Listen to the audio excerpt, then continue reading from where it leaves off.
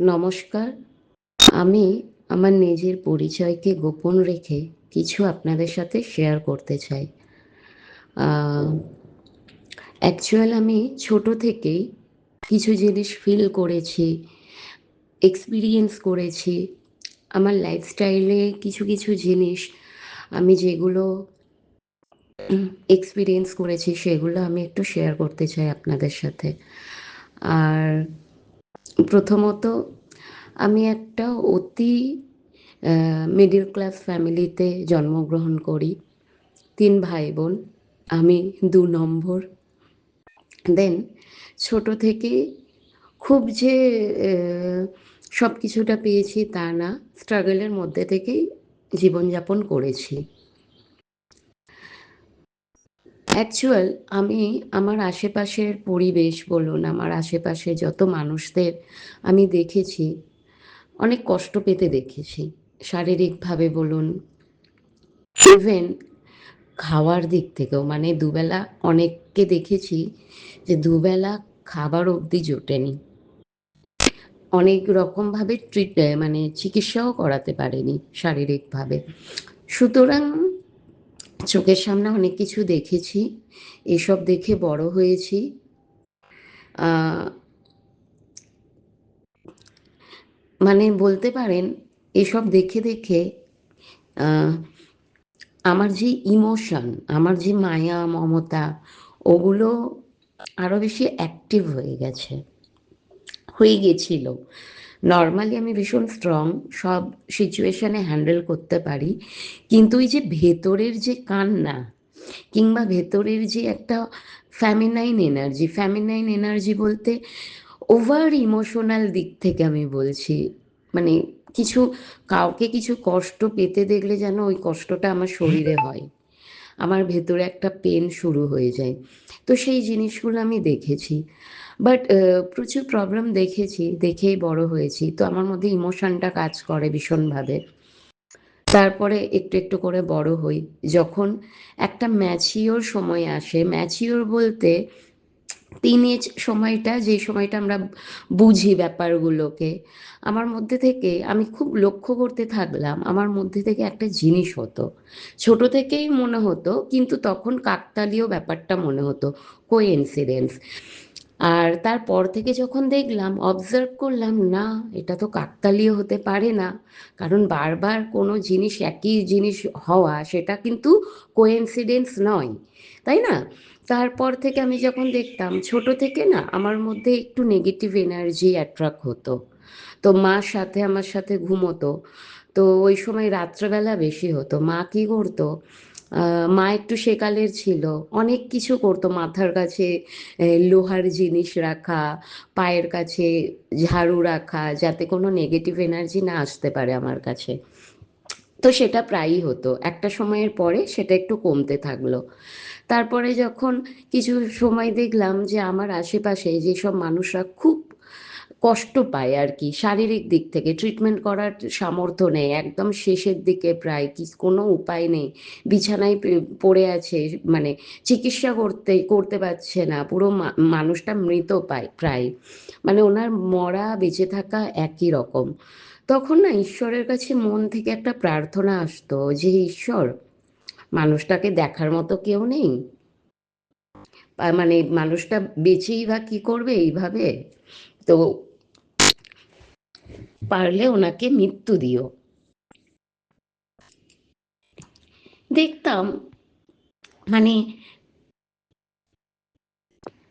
সাময়িক, মানে কিছুক্ষণ পর কিংবা দু একদিন পরই শুনতাম যে মানুষটা আর নেই।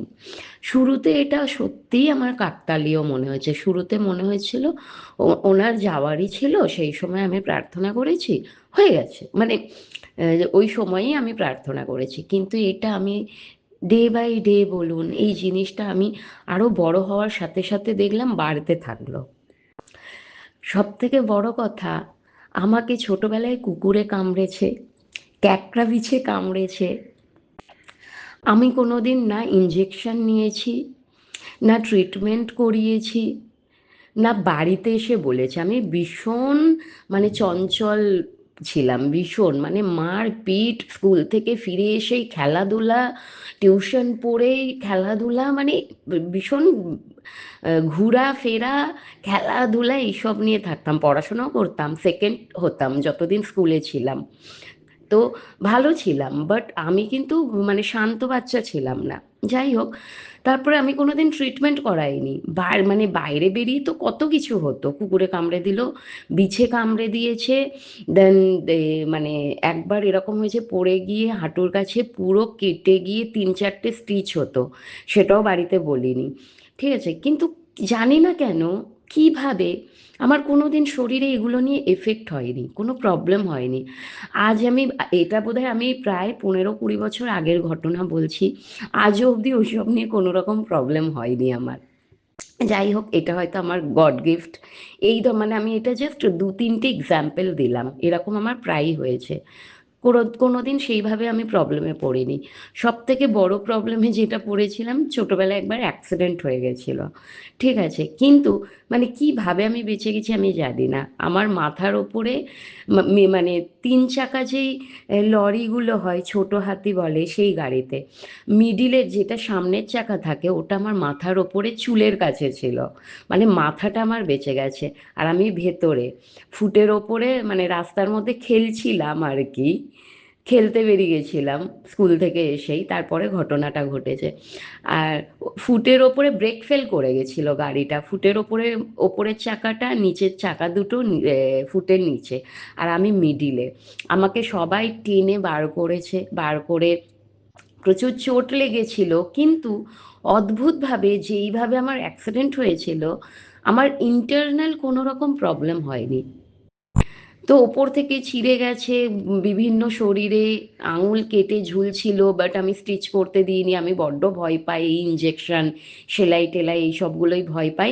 আমি এত চিৎকার করেছিলাম, ডাক্তারদের আমি স্টিচও করতে দিইনি, ওটা জাস্ট ওষুধ দিয়ে দিয়ে বলেছিল, তখন বয়স কম ছিল, জুড়ে যাবে। বাট যাই হোক, তো ইন্টারনালি কোনো রকম প্রবলেম হয়নি, কিন্তু ওপর থেকে প্রচুর আমি আঘাত পেয়েছিলাম।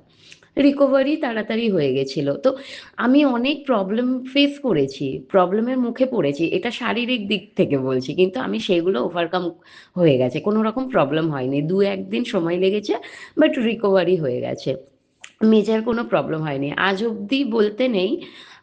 আজ অবধি আমি এখনো অবধি হসপিটালাইজ হইনি। আমি জানি না আমার ডেস্টিনিতে কি আছে, মানে ভবিষ্যতে আমার কি হবে আমি সেটা জানি না, কারণ আমরা প্রেজেন্টের গুলো বলতে পারি, ফিউচারকে আমরা কেউ প্রেডিক্ট করতে পারি না। প্ল্যান তো করতে পারি, কিন্তু আলটিমেট ডিসিশন তো ওপরওয়ালা নেই। যাই হোক, তো এখনো অবধি আমি একটা দিনও হসপিটালাইজ হইনি, মানে কাটাইনি আর কি হসপিটালে। তারপরে হলো, দেন প্রচুর ফ্যামিলি থেকে অবস্টিকাল দেখেছি, প্রচুর প্রচুর, মানে বাবা হসপিটালাইজ হয়েছে, মা হসপিটালাইজ হয়েছে, ফ্যামিলিতে সেইভাবে দেখার কেউ নেই, এইসব দিকগুলো তো ফেস করেইছি, সেইগুলো আলাদা ব্যাপার।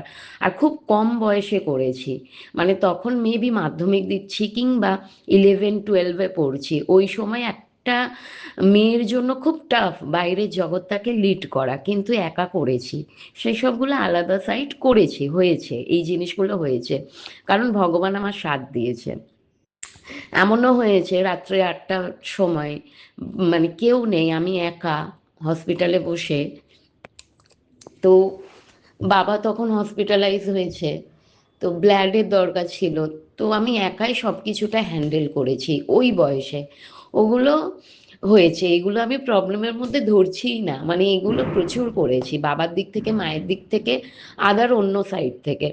আমি এনজিওতে কাজ করেছি, এনজিওতে কাজ করার সময় অনেক কিছু এক্সপিরিয়েন্স করেছি, ফিল্ড ওয়ার্কার ছিলাম, স্লাম এরিয়াতে গিয়ে কাজ করেছি, তো মানুষের যা প্রবলেম সেগুলো প্রচুর প্রচুর প্রচুর এক্সপিরিয়েন্স করেছি, যতটুকু পেরেছি আমার দিক থেকে, যতটুকু করা, যেইটুকু আমি করতে পারবো, ভগবান যতটুকু আমাকে দিয়ে করেছে সেইগুলো করেছি, হয়েছে। দেন একটা সময় এলো, মানে প্রচুর প্রবলেম ফেস করেছি, সেগুলো আমি একটা একটা করে বললে প্রায় মানে এই অডিওটা অনেক বড় হয়ে যাবে, যার জন্য জাস্ট একটু বলে আমি ছাড়লাম। একটা সময় আমার এমন একটা ফেস এলো, সেটা হচ্ছে 2022। 2022 থেকে অ্যাকচুয়াল আমি পরে জানতে পারলাম যে কোনো কারণবশত আমি জানতে পারলাম যে আমি টুইন ফ্লেম জার্নিতে রয়েছি। ওকে, তো টুইন ফ্লেম জার্নিতে আমি জানি না আপনারা জানেন কি না, প্রচুর অবস্টিকাল থাকে, প্রচুর বাধা থাকে। এরা মানে যারা থাকে টুইন ফ্লেম জার্নিতে, তাদের লাইফটা একদমই স্মুথ হয় না, মানে শান্তিপূর্ণ সুখ এই সবগুলো তারা বঞ্চিত থাকে, থাকে না তাদের জীবনে, যতই প্রাচুর্য থাকুক আর কি। দেন যাই হোক, জানতে পারলাম 2022-এ আমার যিনি টুইন ছিলেন তার সাথে আমার মিট হয়। আমি যে তার আগে অবধি যে লাইফস্টাইলটা কাটিয়েছি সেখানে তো প্রবলেম ছিলই, টুইন আসার আগে এই আগে প্রবলেম ছিলই। যখন এলো জীবনে যে এত কিছু ফেস করলাম, ওই একটা বছরে মনে হলো আমার এতদিনের যা অবস্টিকাল প্রবলেম, যা কিছু আমি দুঃখ যন্ত্রণা পেয়েছি, ওই যেন মানে টুইন আসার পরে একটা বছর যেন পুরো হিলিয়ে দিল। মানে কিভাবে আমি এক্সপ্রেস করব সেটা বলতে পারবো না, এতটাই বেদনাময় হয়ে গেল। তখন মনে হলো ওই প্রবলেমগুলো কোনো প্রবলেমই ছিল না।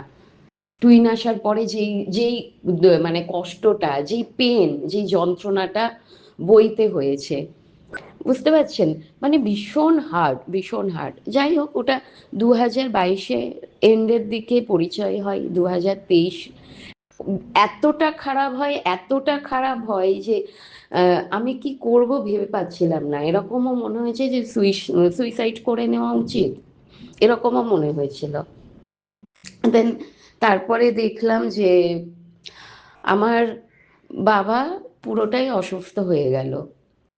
ওকে, আমার অ্যাকাউন্টে টাকা ছিল কিন্তু আমার অধিকার ছিল না সেই অ্যাকাউন্ট থেকে বাবার ট্রিটমেন্ট করাবো। এরকমও ফেস করেছি। তারপরে ওই সময়টাই দিদি কোনো রকম ভাবে লোনে জড়িয়ে গেল। ঠিক ওই সময়েই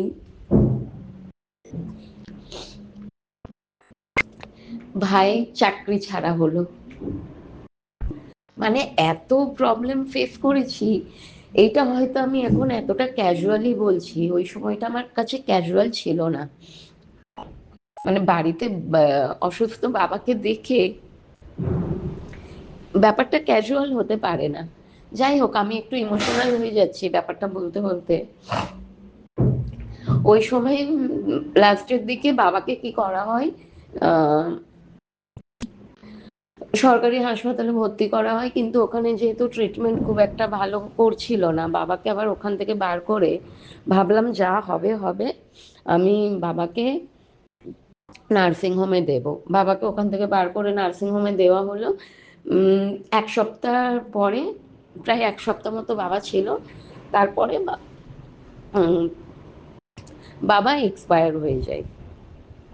দেন মানে ওই সময়টা খুবই প্রবলেমেটিক ছিল সব দিক থেকেই, মানে আমার সব দিক থেকেই, দিদির দিক থেকে, দিদি পুরো লোনে জড়িয়ে, ভাইয়ের চাকরি নেই, বাবা ওরকম হলো, টুইনের সাথে টুইন তো দিচ্ছেই পেন সেই দিক থেকে। তো যাই হোক, এইসব নিয়ে হলো। দেন তারপরে ওই সব ব্যাপারগুলোকে কাটিয়ে উঠতে পারছিলাম না। ধরতে পারেন আমি বেঁচে ছিলাম, কিন্তু বেঁচে ছিলাম নামেই, মৃতপ্রায়।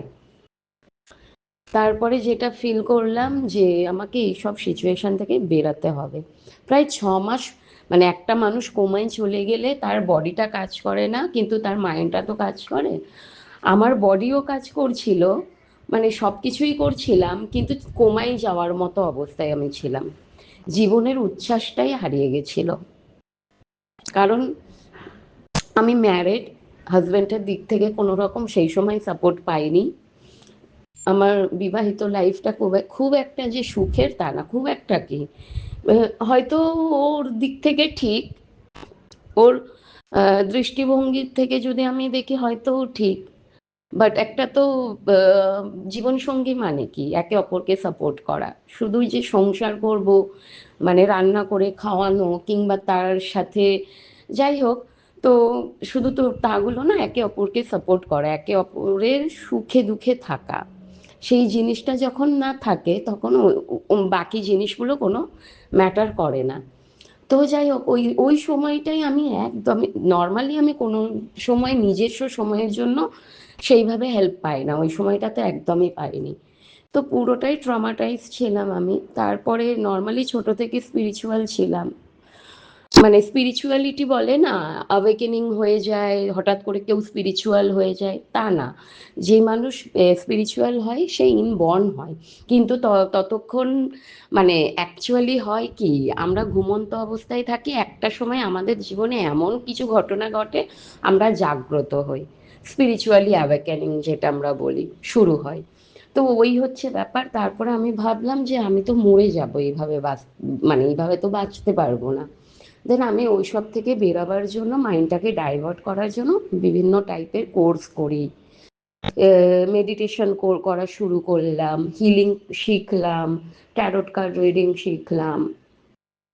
দেন এখন আমি সেই সব দিক থেকে অনেকটা, আজকে 2026, এখনো আমার জার্নি চলছে, এখনো প্রবলেম আসে, এখনো প্রবলেমগুলোকে ওভারকাম করি, আগেও করেছি, ছোটবেলাতেও করেছি।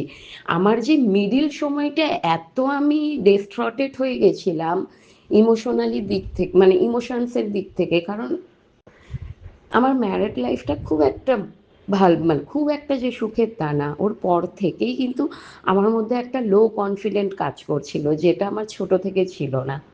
দেন আমার মনে হয় এখন যেই আমি স্পিরিচুয়ালিটিতে এসছি, নিজের মধ্যে সেলফ গ্রোথ হচ্ছে, কিংবা কনফিডেন্ট লেভেলটা সেই আগের মতো আবার ইনহ্যান্স হচ্ছে। তো যাই হোক, এখন আমি একটু স্টেবল হয়েছি, কিন্তু আমি জানি না ফিউচারে কি আছে, যেটা থাকবে ভালোই থাকবে।